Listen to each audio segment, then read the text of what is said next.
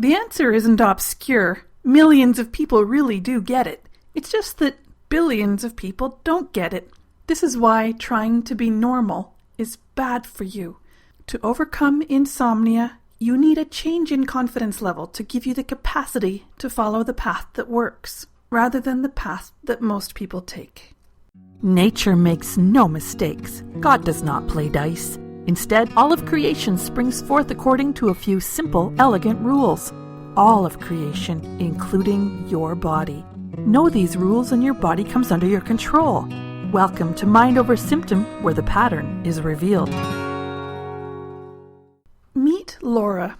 She's never been a morning person, but she has to earn a living, and she works at an environmental cleanup and restoration company. She spends her day dealing with emergencies. She's on call about half the time. The stress is getting her adrenaline so high that when she goes home at night, typically after putting in 10, 12, or even 14 hours, she just needs to veg out. She orders takeout, she drinks some wine, she plays computer games maybe till midnight or even 2 or maybe even 4 in the morning because she can't fall asleep. In fact, for Laura, it's normal for her to go to work with virtually no sleep at least once a week. Beyond her acquaintances through online gaming, her social life is pretty limited. Not only does she not have time for a regular social schedule, she doesn't have time for a regular exercise schedule either.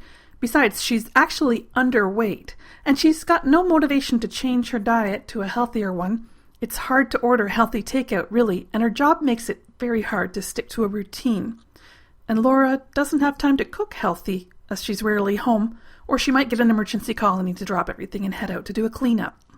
Laura's been having mild chest pains, and she's been having anxiety attacks for years now. But recently, an acquaintance at work, someone younger than Laura, died of a lung embolism. Laura realizes she needs to start living healthier. Her healthcare practitioner recommends cutting down caffeine, improving her diet, getting more exercise in, and getting enough sleep. But she just can't fall asleep at night, and she has to get up early in the morning. She also can't catch up on weekends because she still wakes up at 4 or 5 in the morning, unable to fall back to sleep.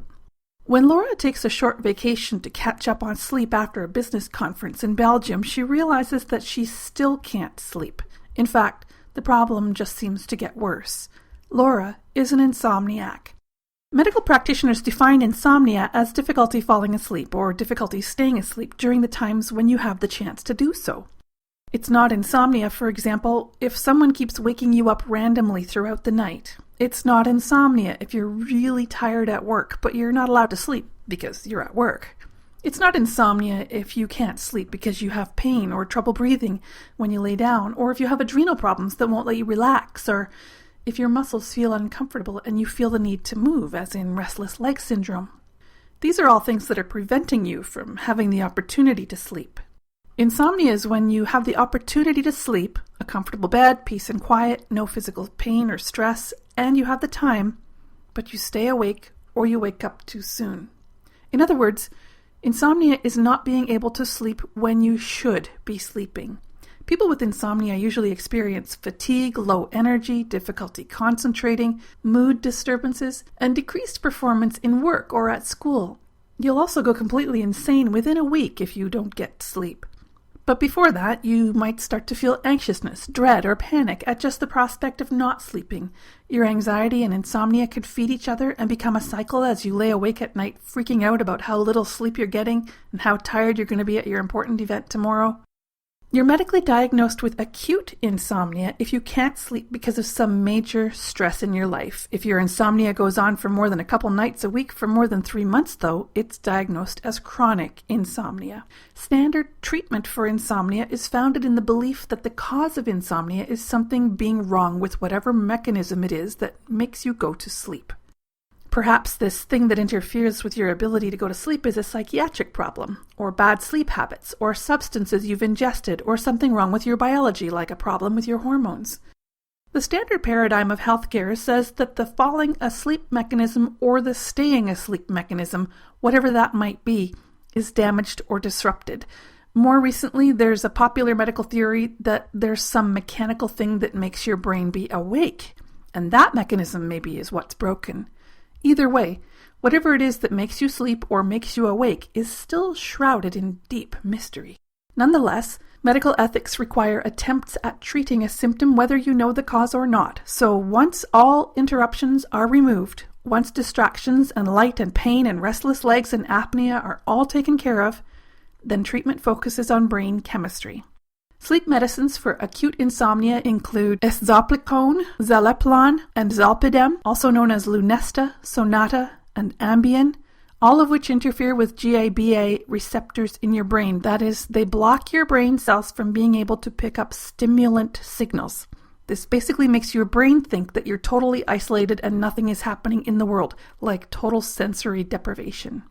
Another treatment for acute insomnia is Rosarum, clinically known as Ramelteon, which interferes with melatonin production. Melatonin, or melanin, is the hormone that your brain uses to tell your body whether it's nighttime or daytime. And you, being a diurnal creature, a daytime creature, you'll naturally want to become sleepy at nighttime and be active during the day. By interfering with melatonin production, Rosarum fools your body into thinking it's daytime when it's actually nighttime. And then your body will overcompensate once the drug wears off, which can help to knock you out. So we have drugs to knock you out and we have drugs to wake you up. All these medications, both the GABA, the GABA interferons, and the melatonin interferons, they're all addictive and they shouldn't be used for anything other than as a short-term measure to take the edge off when you're exhausted after experiencing a major trauma.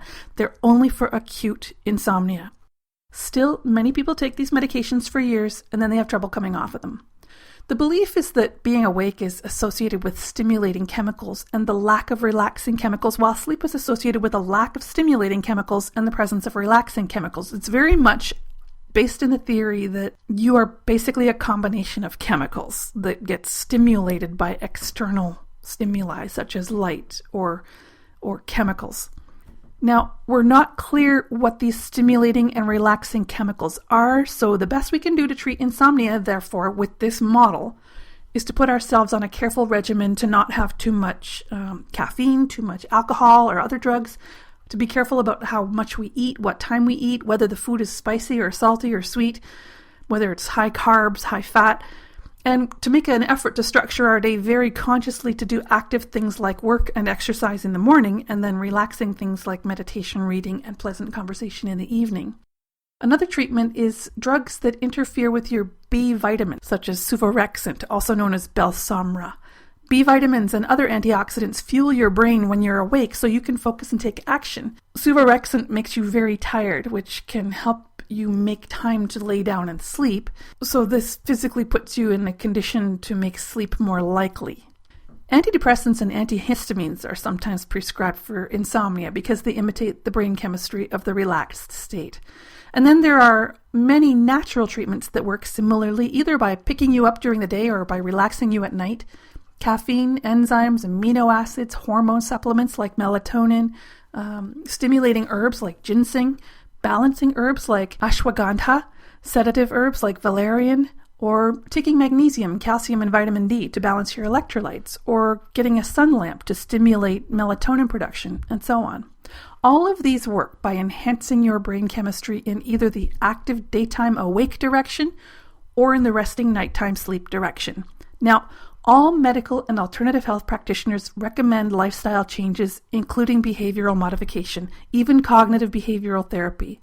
These approaches involve psychotherapy, changing your sleep environment, meditating, establishing a consistent sleeping and waking routine, getting lots of exercise, reducing your use of alcohol, caffeine, and other drugs, reducing your consumption of spicy, salty, sweet, or otherwise interesting food, reducing your consumption of everything, really, scheduling naps, stimulating the heck out of yourself at those times when you inappropriately do want to fall asleep, like in the typical afternoon slowdown.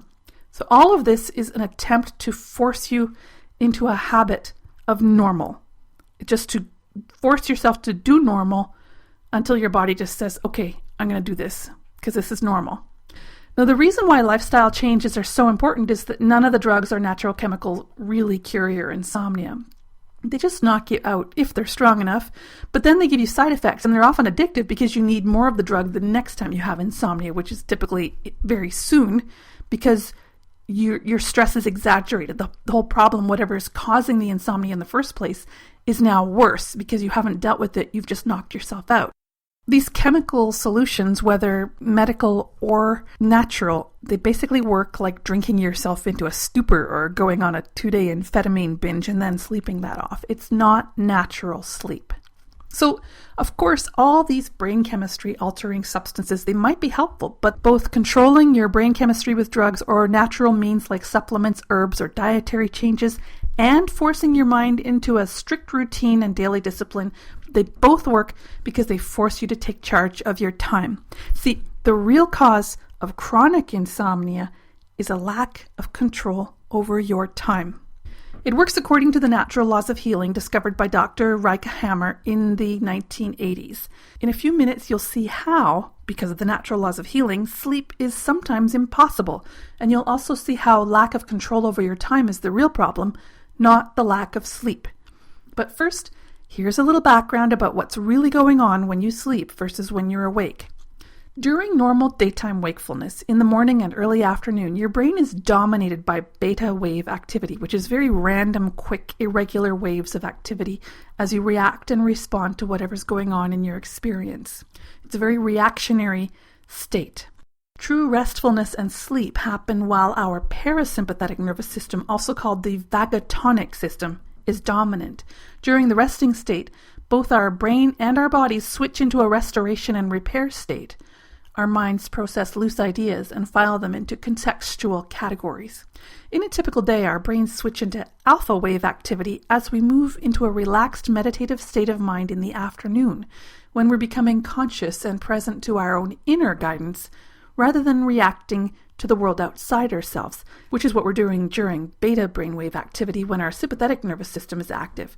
So then in the afternoon, we go into alpha, we get relaxed, and then as we drift into sleep at night, our brain switches to theta waves, which are slower in frequency and greater in amplitude than alpha waves.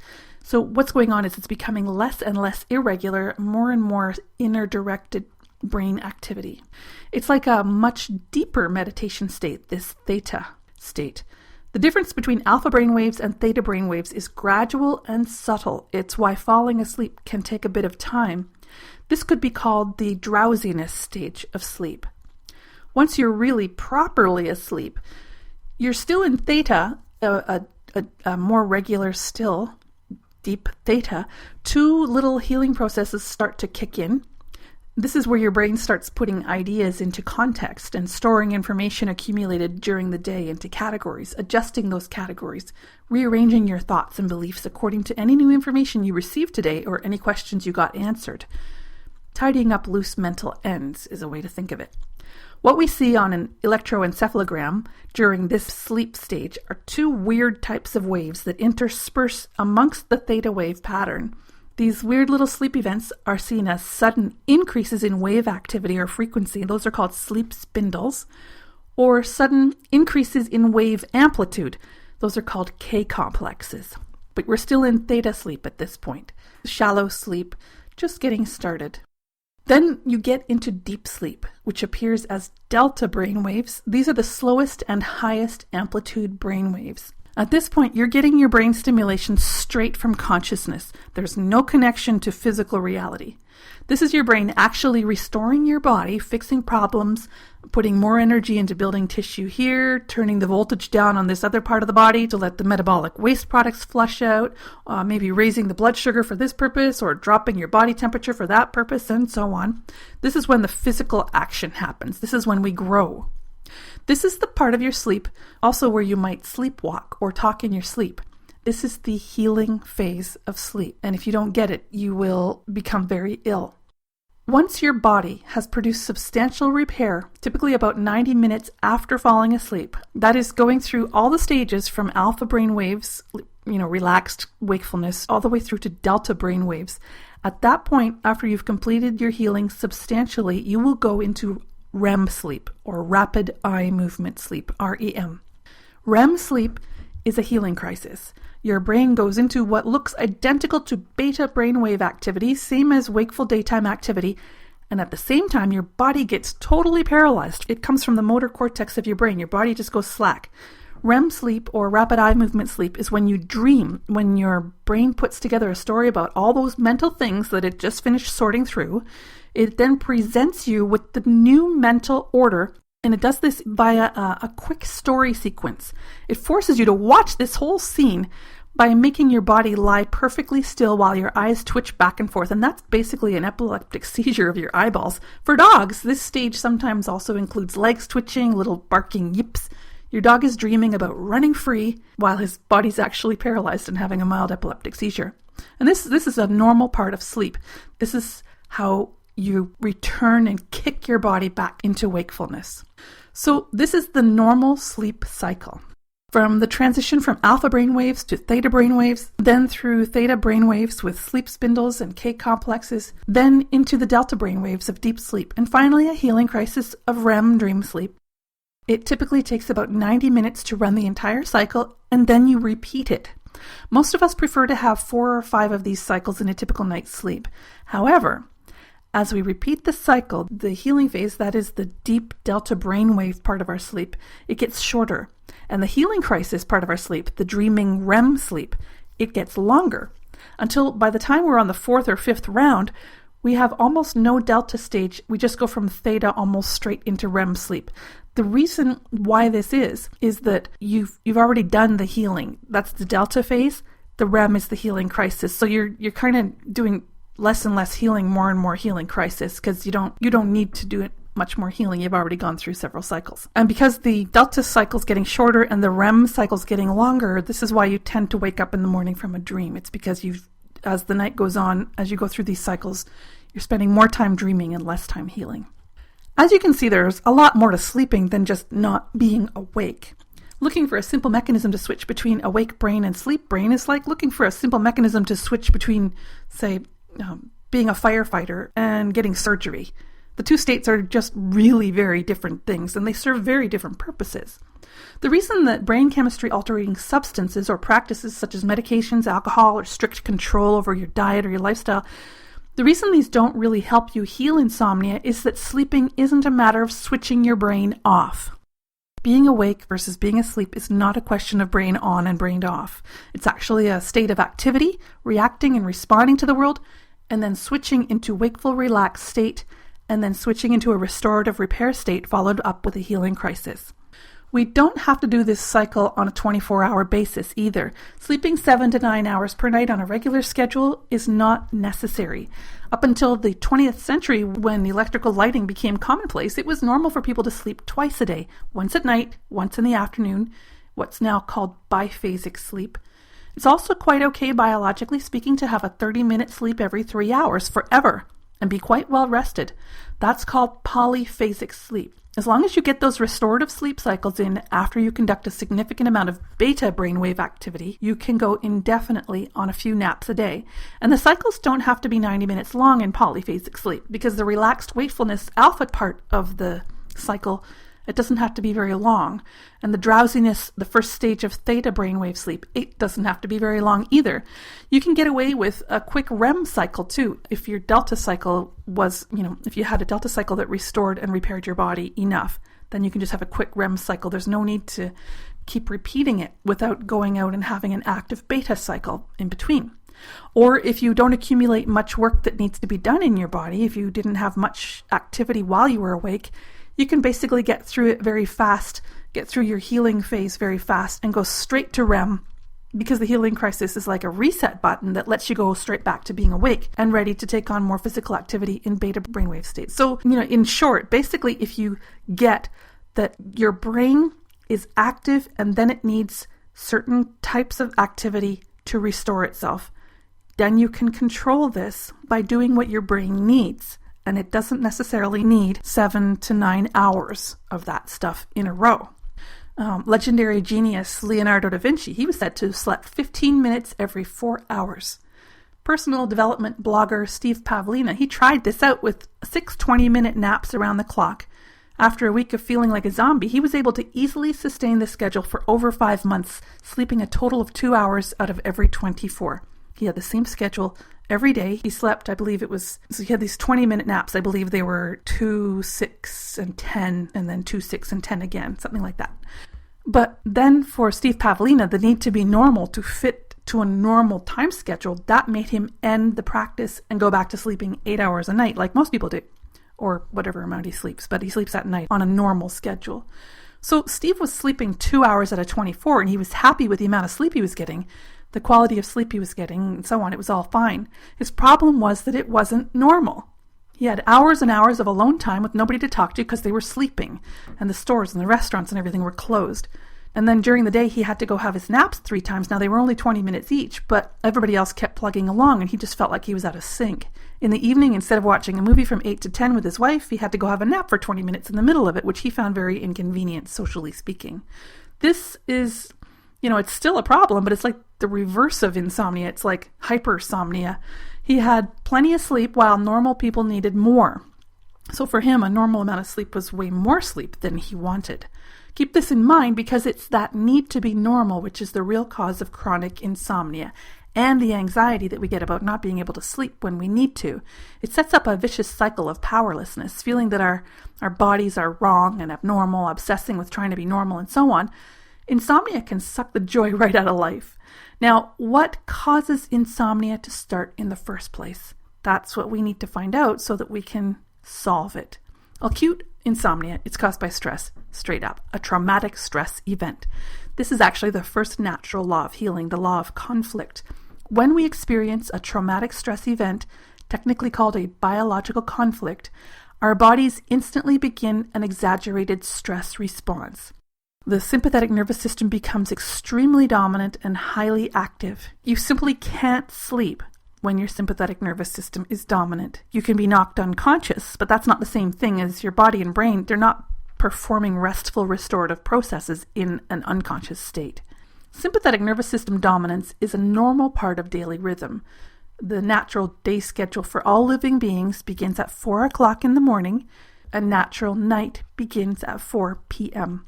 For diurnal creatures like you and me and deer and birds and lizards, our sympathetic nervous system starts to become dominant at 4 o'clock in the morning, while for nocturnal creatures like raccoons and cats and wolves, the sympathetic nervous system starts to become dominant at 4 o'clock in the afternoon. So we humans are naturally more active in the daytime, biologically speaking. When we experience a biological conflict, however, this natural daily rhythm becomes irrelevant. Our sympathetic nervous system will stay dominant day and night until we resolve that conflict. The result is that you'll wake up at 3:30, 4:30 a.m. and you won't be able to get back to sleep. Your thoughts will be racing, obsessing about whatever that thing is that you're experiencing a biological conflict about. The severity of the insomnia will be determined by the intensity of your conflict, your unresolved traumatic stress. Now, nature's not trying to kill you or anything. You'll be able to fall asleep in the evening, say around 7 or 8 p.m. But it's an exhausted, fitful sleep. It's just enough to take the edges off. It's often a lot of delta and REM sleep as your brain frantically works to recontextualize the overwhelming stress you're experiencing, not so much of that drowsy, relaxed state, none of the alpha relaxed wakefulness or theta with sleep spindles and K complexes. You won't be thinking things through in that leisurely way, so that part of the brain activity is not going to be seen. So morning insomnia, or difficulty maintaining sleep once you fall asleep, that's caused by having an active biological conflict. Your brain and body just can't go into the relaxation phase because you're in an active stress response and you're obsessed with resolving it. You can no more sleep in an active conflict than you can have a nap when someone's holding you at gunpoint. You'll just get the important bits of sleep that you absolutely must have to be able to stay alive, but after that, you're awake again. To resolve morning insomnia or sleep maintenance insomnia, you have to resolve whatever it is you're stressed about. This will end that insomnia. But it won't put you back to normal. It'll put you into a new kind of insomnia, the kind where you can't fall asleep at night. See, when you resolve a major biological conflict, there will be an equal and opposite healing phase. Your parasympathetic nervous system, also called the vagatonic system, normally kicks in starting at 4 o'clock in the afternoon, making you slow down and then get into a restful, relaxed state, deepening throughout the evening, gradually moving you from alpha into theta with sleep spindles and K complexes, generally just drowsily moving along without a care. During the resting state, both our brain and our body switch into restoration and repair. But during the healing phase, after resolving a major traumatic stress, the parasympathetic nervous system becomes exaggerated. The nighttime-daytime rules go out the window again. As in a major healing phase, we stay in the parasympathetic dominance throughout the day, all 24 hours. The result is we can sleep till noon, till early afternoon if given the opportunity. We can easily sleep 12, 14 hours a day. But we have trouble falling asleep and getting into that delta and REM sleep that we need when we're supposed to. That's the deep active part of the sleep. We can't get into it when we're supposed to. In a healing phase, our bodies want to do this at 3 or 4 or 5 in the morning. We'll lie awake or mess around on the computer or basically just screw around until the wee hours. In other words, evening insomnia, the inability to fall asleep at night, is caused by a healing phase. To resolve evening insomnia, you have to complete your healing phase and not re-trigger it with new stress. Now, this is where things get complicated, and also where we get in a pickle and set ourselves up for chronic insomnia. It's perfectly possible, you see, to have several conflicts at once. Most people have half a dozen or so. Some in active conflict phase, some in healing phase, some more severe, some less severe. So it's possible to have morning insomnia and evening insomnia. And that can trigger all sorts of issues, not just complete exhaustion and adrenal burnout, but also it can set you up for stress about the fact that you're not getting the sleep you want. You're stressed about the fact that you have to sleep at 10 and wake at 6 and you can't do it. So that's when we devalue ourselves about it. And that is a new stress. But stress is the very definition of biological conflict. Being stressed about something, anything at all, that's what starts the insomnia problem in the first place. Then you go into healing, then you can't fall asleep at night, then you get stressed about it again. It's a cycle, a vicious cycle. Most insomniacs, like Laura at the beginning of this episode, devalue themselves. They think of themselves as lazy, undisciplined people, as being abnormal. They feel bad about themselves because they should be able to sleep, but they stayed up too late and now they're tired at work and it's their own fault. They feel like their body just doesn't work right. The conventional approach to insomnia assumes that you're failing to sleep because there's something wrong with you, something wrong with what you're putting in your body maybe, or something wrong with what you're doing. And sometimes the treatments based on this philosophy can give you an injection of self-esteem to take charge of your life. But the real solution to insomnia is to rearrange your life and your schedule to be able to sleep when your body needs to sleep. If you're having trouble falling asleep at night, it's because you're in a healing phase and you must find a way to sleep during the day until the healing phase is complete. But you probably can't, right? Because your job and your life won't let you? Because sleeping whenever you like isn't normal? Now this leads us to the solution to the other type of insomnia, the inability to stay asleep. That's caused by stress. If you're trapped in chronic insomnia, then something's stressing you out. And I'd like to suggest that not being able to live your life according to your body's needs, trying to fit yourself into normal, is the actual source of your stress. The ultimate solution to insomnia of both kinds is to put your needs first, not the need to be normal. Remember, normal is really the average of how it is for most people. And normal is chronic sleep deprivation, self-devaluation, and not enjoying your schedule, what you have to do throughout the day. So let me finish the story about Laura, our hero from the beginning of the episode. Laura hated her job. It was stressful. It was constantly disruptive. It required her to think about it all the time. Laura felt that the work she did wasn't really meaningful, and she really hated having to get up early in the morning to go deal with that crap every day. So she quit. She said, "Up yours," and she walked away. Within a month, she was happily sleeping from 10 to 7 every day, without an alarm clock, without insomnia, without any kind of sleep aids. Heck, Laura could even drink espresso in the evening and she'd still sleep like a baby. Everyone around her rebelled. "That's not normal," they shouted. "Go get a job, you weirdo." But Laura had planned her exit. She was going to spend the rest of her life living on her own terms. So she kept on walking until the anxious voices of the normal people faded into the distant background. And then I changed my name to Lishui. This has been episode 11 of the Mind Over Symptom podcast. To help me improve my ability to help you overcome your symptoms at the source, please share your feedback via a review or by connecting with me through one of my channels at mindtreehealth.net. Links to these and other info from the episode are in the show notes. For more information about the natural laws of healing, how to overcome your symptom at its source, or other ideas I've touched on in this episode, check out my free Mind Over Symptom training, which is 6 lessons sent to your email inbox. You can also get personal one-to-one support from me. I'm Lishwi Springford, former insomniac and your guide for radical self-healing. I look forward to being with you again soon. Until then, be well and have a great day. I hope you enjoyed Mind Over Symptom. To make sure you don't miss an episode, subscribe now and please share with a loved one. The Mind Over Symptom blog lives at mindtreehealth.net, where you can get your free training about the natural laws of healing, and you can also get support. I'm Lishwi Springford, your guide for radical self-healing.